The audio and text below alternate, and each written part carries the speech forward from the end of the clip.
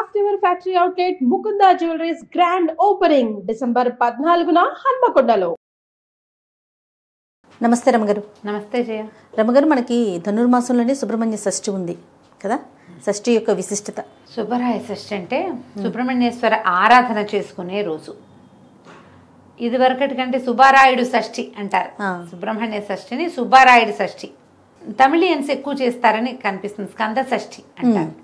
మన వైపు సుబ్రహ్మణ్య షష్ఠిగా చెప్తాం. కంద అని రాస్తారు కానీ కంద కదది, స్కంద షష్ఠి. అయితే నాగుల చవితి నాడు ఆచరించలేని వాళ్ళు స్కంద షష్ఠి నాడు చేసుకోవటం ఒక పద్ధతి. స్కంద షష్ఠే చేసుకోవచ్చు మనం. స్కంద ఆరాధన సంతానప్రదం.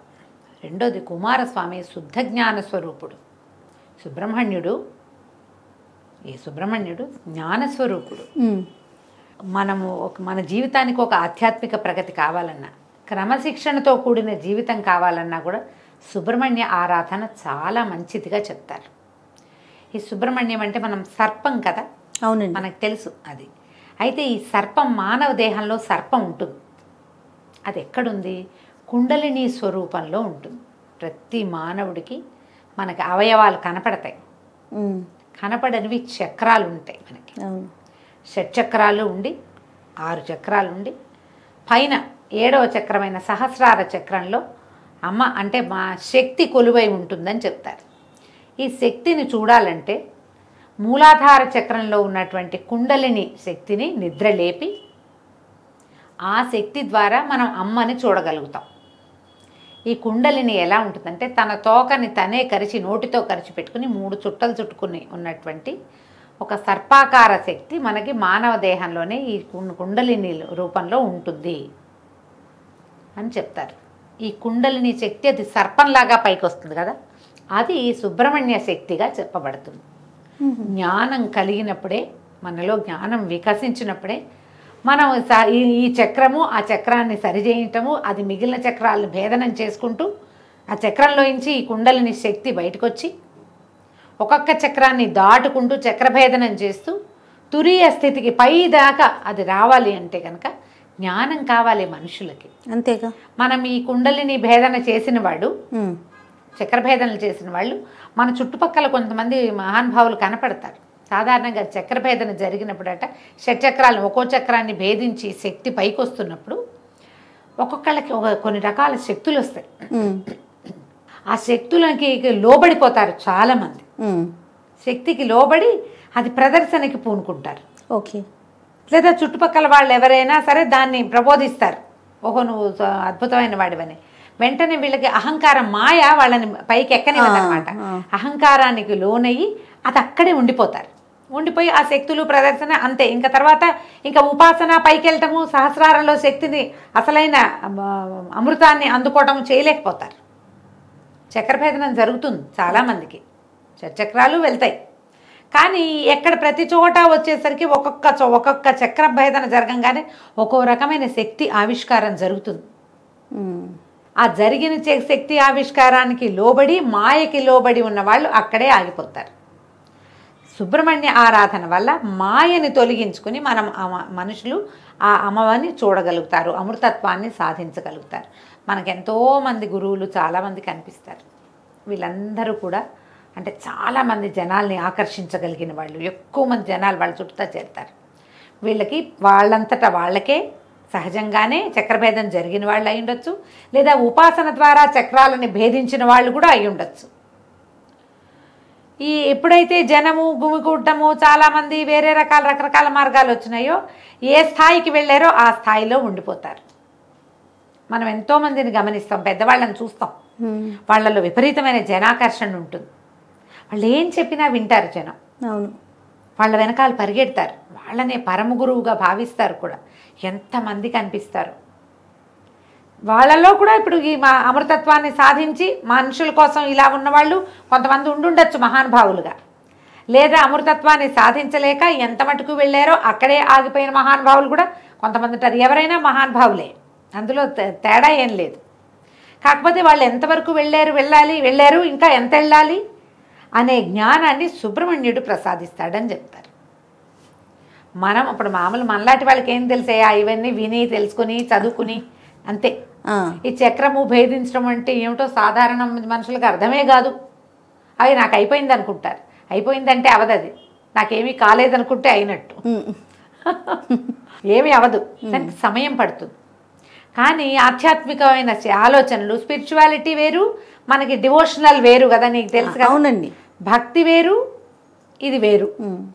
స్పిరిచువల్ థింగ్ అనగానే ఆత్మకి సంబంధించిన జ్ఞానం వేరు, దీన్ని దాటింది.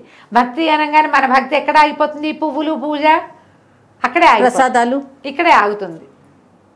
దాన్ని దాటి ముందుకెళ్తాం అనేది సుబ్రహ్మణ్య ఆరాధన వల్ల మనకి లభిస్తుంది.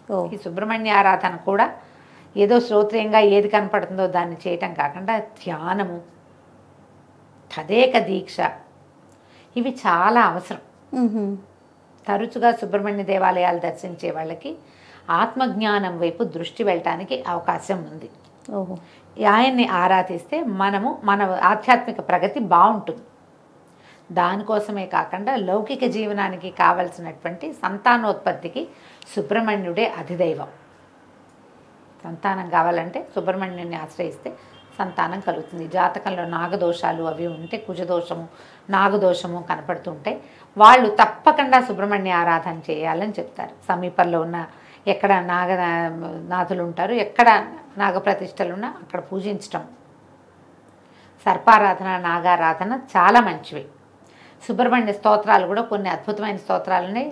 సుబ్రహ్మణ్య భుజంగ ప్రయాతం, సుబ్రహ్మణ్య అష్టకం, సుబ్రహ్మణ్య సహస్రనామాలు, సుబ్రహ్మణ్య అష్టోత్తరము, ఏది సులువుగా మీకు చేసుకోగలిగితే అది చేసుకోండి. సుబ్రహ్మణ్య అష్టకం చాలా సులువు, 9-10 శ్లోకాలు చక్కగా నోటికి వచ్చేస్తాయి. రోజు చదువుకుంటే సంతానార్థులైన వాళ్ళకి మంచి ఉపయోగిస్తుంది. మీరు ఏదైనా చేయించుకుంటారు, IVFలు అవి ఇప్పుడు బోల్డ్ వచ్చినాయి కదా, అవి సక్సెస్ అవ్వాలన్నా భగవత్ సహాయం కావాల్సిందేనమ్మా. ఖచ్చితంగా అండి కదా. అందుకని మీరు సుబ్రహ్మణ్య అష్టకం చదువుకోండి. చదువుకుని ఏదైనా చేయించుకోండి. వైద్యానికి వెళ్తున్నారు, అదొద్దు, ఏ హోమియోపతి మందే వేసుకుంటున్నారు, అప్పుడు కూడా సుబ్రహ్మణ్య ఆరాధన చేసుకుంటూ హోమియోపతి వైద్యమే చేయించుకోండి. దానికి వెళ్ళినా దీనికి వెళ్ళినా ఎప్పుడు కూడా భగవత్ సహాయం తీసుకోదలిస్తే సుబ్రహ్మణ్యుడు దీనికి అధిదైవంగా ఉంటాడు.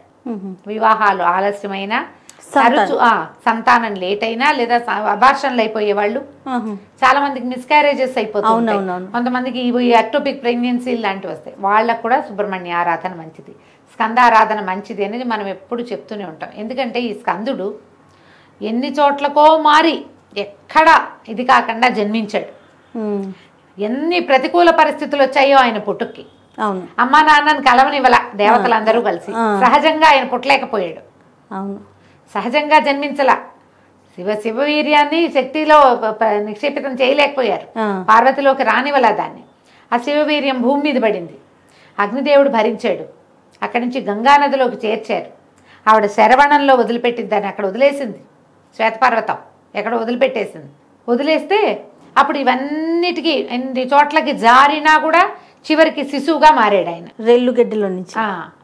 అంతే కదా శరవణ భవుడు, అందుకే కదా ఆ రెల్లులో జన్మించాడు. ఇన్ని చోట్లకి మారినా జన్మ మాత్రం కుదిరింది. ఆయన తారకాసుర సంహారం చేశాడు. తారకాసుర సంహారం కోసం జన్మించిన వాడు ఈయన. అంటే ఏదో ఒకటి సాధించడానికి పుట్టాడు. ఆ పుట్టడానికి ఇన్ని స్థలాలు మారి కూడా స్కందుడై జారిపడినా కూడా జీవించే ఉన్నాడు ఆయన. అంత బలమైన వాడు కాబట్టి ఆయనని ఆరాధిస్తే మనకి ఏదైనా ఇబ్బందులు ఉన్నా కూడా సంతానం కుదురుతుంది. అవకాశం ఉన్న వాళ్ళు సుబ్రహ్మణ్య ఆరాధన చేసుకోండి. ఈ సుబ్రహ్మణ్య షష్ఠిని సుసంపన్నం చేసుకోండి. ఒకవేళ చవితినాడు చేస్తే ఇది చేయకూడదని కాదు, చేసినా షష్ఠి పూజ చాలా మంచిది. దీనికి సులువుగా చేసుకునే విధానం ఏంటి? ఇంట్లో మీరు సుబ్రహ్మణ్యుడు వచ్చిన బాలసుబ్రహ్మణ్యం పటాలు దొరుకుతాయి. చక్కగా చిన్న మొహంతో పిల్లవాడు కూర్చున్నట్టుగా కనపడుతుంది. ఓ నెమలి, సర్పము కనపడుతుంటాయి, వేలాయుధం కనపడుతుంది, ఫోటోలు కనిపిస్తాయి. బాలమురుగన్ని తెచ్చి ఇంట్లో పెట్టుకోండి అమ్మ. తెల్లటి పువ్వులతో అర్చన చేసుకోండి. 108 నామాలు చదువుకోవచ్చు. తెల్లటి పువ్వుల దండ గుచ్చి వేయండి. తర్వాత చలిమిడి, చిమ్మిరి లాంటివి నివేదన చేయండి. పాలు పోయచ్చు.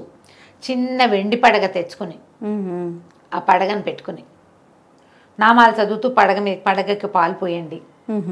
ఎక్కడైనా పుట్ట ఉంటే దగ్గరలో పుట్టలో పాలు పోసరండి. నాగప్రతిష్టలు దేవాలయాల్లో రావి చెట్టు కింద కనపడతాయి, అక్కడ కాసిన పాలు పోసేయకండి, పోయండి కాసిని.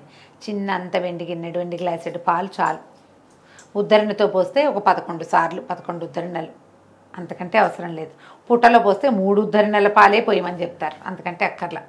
ఆవు పాలు పోయండి, అవి శ్రేష్టం. మీకు అవకాశం ఉంటే చిమ్మిరి చలిమిడి చేసుకోండి. పగలు తరిగినవి తినద్దు, రాత్రిపూట అన్నం తినకూడదు, ఉపవాసం చేయాల్సిందే. పగలు భోజనం చేసి రాత్రికి ఉపవాసం చేయొచ్చు. కొన్ని చోట్లయితే మొత్తం 2 పూట్ల చిమ్మిరి చలిమిడి తినే ఉంటారు. మీ ప్రాంతాల వారీగా ఏం చేస్తారో అది చేయండి. మీ ప్రాంతాల్లో ఏ పద్ధతులు లేకపోతే నేను చెప్పిన సులువైన విధానాన్ని పాటించండి. 2 టమాటాలు చిదిపి పప్పులో వేసుకోండి, ఒక టమాటా చారు పెట్టుకోండి, పగలు భోజనం అయిపోతుంది. క్యాలీఫ్లవర్ లాంటివి ఇట్లా తుంపితే కూర అయిపోతుంది. అవునవును. చాకులతో కొయ్యొద్దు అని చెప్తారు. మరి ఎందుకు చెప్తారో తెలీదమ్మా. నేను మా పుట్టింట్లో అత్తారింట్లో కూడా అదే విధానం, నాకున్న విధానాన్ని నేను మీకు చెప్తున్నాను. అంటే మీకు ఏదైనా విధానం ఉంటే అవి పాటించండి, కుటుంబ విధానం ఉంటే పాటించుకోండి. మీకేమీ లేదు మీరు చేయాలని భావిస్తే కనుక ఇలా చేసుకోవచ్చు.